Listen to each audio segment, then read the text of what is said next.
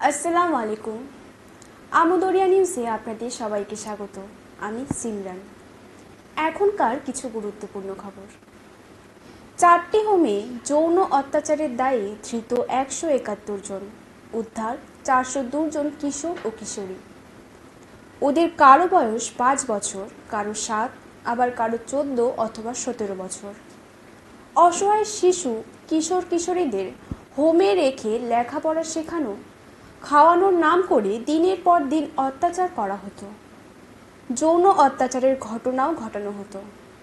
নানা সূত্রে খবর পেয়ে পুলিশ তদন্তে নেমে একদিনে একযোগে 4টি হোমে তল্লাশি চালিয়ে 171 জনকে গ্রেফতার করেছে। উদ্ধার করা হয়েছে 402 জন হোমের আবাসিককে।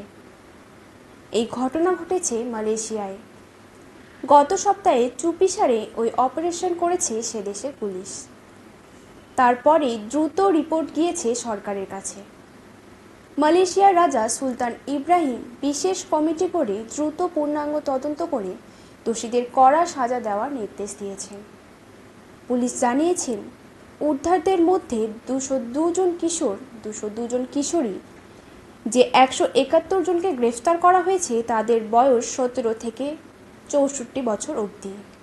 এই ঘটনার প্রাথমিক তদন্তে মালয়েশিয়ার পুলিশ 740 জনের জবানবন্দি নিয়েছে, যার মধ্যে 30 জন অভিযোগকারিনী, 216 জন সাক্ষী, 292 জন নির্যাতিতা এবং 102 জন সন্দেহভাজন।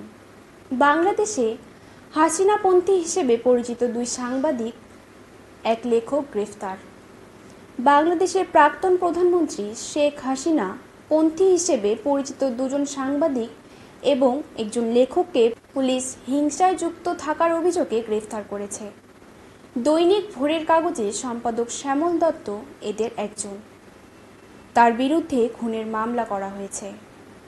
বাংলাদেশের 71 টিভির প্রধান সম্পাদক মোজাম্মেল বাবুকেও পুলিশ হিংসায় জড়িয়ে থাকার অভিযোগে গ্রেফতার করেছে।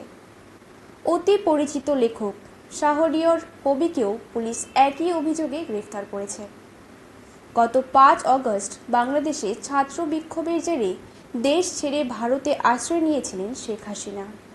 তিনি দেশ ছাড়ার আগে লাগাতার বিক্ষোভ হলে তা দমাতে পুলিশ বল প্রয়োগ করলে অন্তত 400 জনের মৃত্যু হয়। এবার দেশের খবরে চোখ দেওয়া যাক। পরিস্থিতির উন্নতি। স্কুল খুলল মণিপুরে। মণিপুরে দীর্ঘদিন বাদে স্কুল কলেজ খুলল। মঙ্গলবার থেকে পরিস্থিতির কিছুটা উন্নতি হওয়ায় স্কুল খোলার অনুমতি দেয় সরকার। গত বছরের মে মাস থেকে মণিপুরে 2টি ভিন্ন সম্প্রদায়ের মধ্যে সংঘর্ষ চলছে। সম্প্রতি তা ভয়ঙ্কর হয়ে উঠেছিল। ড্রোন দিয়ে প্রাক্তন মুখ্যমন্ত্রীর বাড়িতে বোমা হামলা হয়েছিল। আধা সামরিক বাহিনী মোতায়েন হয়েছিল। জারি করা হয়েছিল কারফিউ। ধীরে ধীরে পরিস্থিতি স্বাভাবিক হচ্ছে। আজ এই পর্যন্তই। পরে আবার ফিরব এরকমই কোনো খবর নিয়ে। আসসালামু আলাইকুম।